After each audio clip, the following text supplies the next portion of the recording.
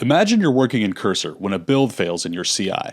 You leave the IDE, open CircleCI, find the job, scroll the logs, copy the error, paste it back to your agent, and hope nothing got lost on the way.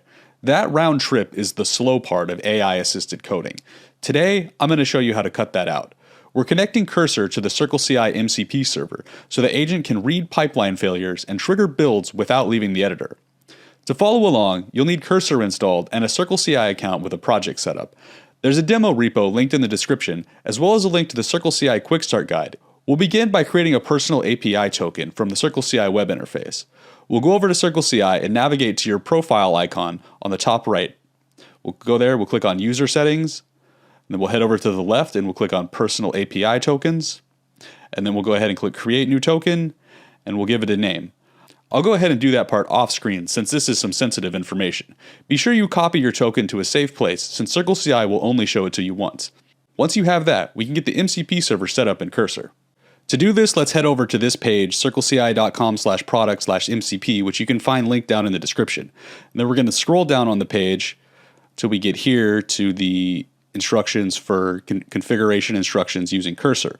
We're going to copy this npx command that we see here, and we're going to paste this into Cursor to configure our MCP server. So we're going to copy that, and then we're going to head back over here into Cursor. From the Agents window in Cursor, we're going to go over here to the left menu and click on Customize.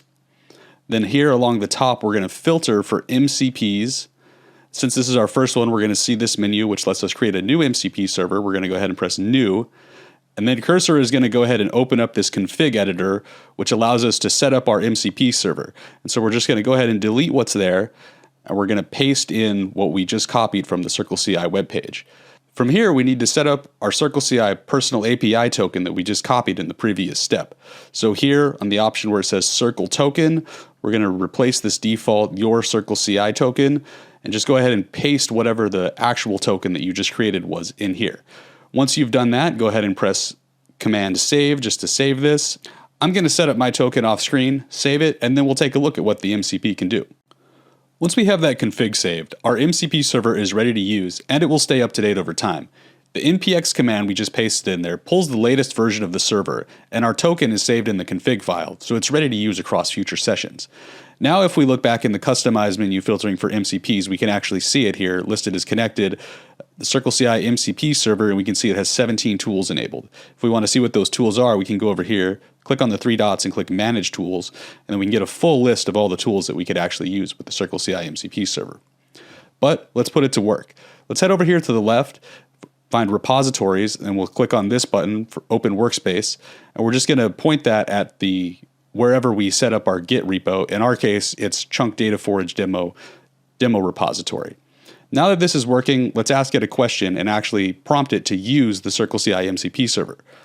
So let's just do something simple. Let's ask, use the MCP server to find what projects I am following in CircleCI. And there we go. It comes back quickly and tells us that I'm following 20 projects in CircleCI. So now we know it's working.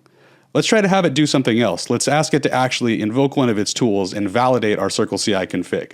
So let's do that. Check if my CircleCI config is valid using MCP. Go ahead and run that. And there we have it. Our CircleCI config is valid and everything is working. Now we know for sure the CircleCI MCP server is connected, working, and sending data back and forth to our agent. Now let's see what we can do with it in a real workflow. We're going to introduce a small bug into our app just to see if our CI pipeline can catch it. Ideally, what we want to happen here is the CI pipeline will catch the bug, the build will fail, the agent will get that information from the MCP server, and then it'll use the context generated by the pipeline to quickly diagnose and fix the issue. It can then run another pipeline and make sure everything builds green, and it can continue iterating this way until we have code that is actually working and passing our pipeline in our test suite. In order to do this, we're going to pop over to the editor window in Cursor by going up here to the top. This will open our project, and we're going to head over to the validators folder and click on email.js. We're just going to make one small change here. On line 14, we're going to change to lowercase, and we're going to change it to uppercase. We're going to save that, and then we're going to ask our agent to go ahead and commit this. Change. So now we're asking it to commit our changes and run the CI pipeline. Here we see it pops up right away in CircleCI. The agent triggered this pipeline. Over here on the left, we can see that the agent knows that the pipeline is running and it's polling continuously until it finishes. So it's just waiting and checking in to see on the status of the pipeline and get information back from the MCP server. Now we can see that it hit the test step and it failed immediately. We now have a red pipeline and our agent has detected it quickly. We see that it's now using the git build failure logs tool from the MCP server to figure out what went wrong with this pipeline. And it was able to do that in parallel with the pipeline failing. There was a delay of just a couple of seconds before it realized that something was wrong. So here we can see that after running for a bit, our agent came back and it found that the test job failed because the validator now expects uppercase emails, which is exactly what we expected from the bug that we introduced. So we're going to go ahead and tell our agent to fix this and continue iterating until the pipeline builds green. So it's going to implement the fix that it found, commit and push our changes, watch the pipeline, make sure everything's green, and if there's another problem, it'll continue iterating and do this until we have a fully validated green pipeline. So we're going to go ahead and say, fix the issue and monitor CI until green. And we'll run that. So here it comes back and it immediately has a suggestion for us, which is to revert this back to the 2 lowercase that we changed. We can go ahead and approve that. Looking over in CircleCI, we see that it has already triggered a new pipeline, which is now running. This is going to be a pipeline that is validating the code changes that it just made to make sure that we can now pass the test suite successfully. And once again, our agent is polling the MCP server and waiting to make sure that it gets all the data that it needs from CircleCI to validate that everything that it just did is working. And there we have it. We have a fully green pipeline. Our agent is aware of this, and it comes back and tells us fixed and CI is green. It explains the fix, and it gives us a little bit of information about what happened in our pipeline. This demonstration shows us clearly what we can do with the CircleCI MCP server.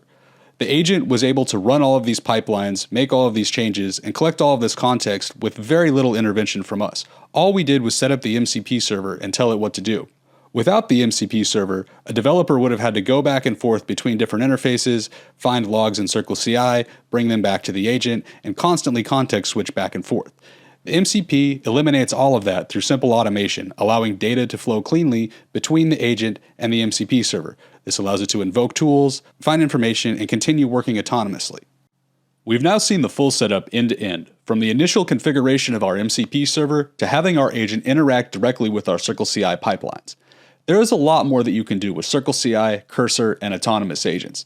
MCP server is the glue that binds them together, providing agents direct access to pipeline results and a variety of tools that allow it to trigger pipelines, validate config files, find flaky tests, and do even more. Unlock the full potential of your agents by creating autonomous validation layers using CircleCI. Sign up today for a free account at app.circleci.com/signup and connect the MCP server to Cursor to get started right away. Thanks so much for watching.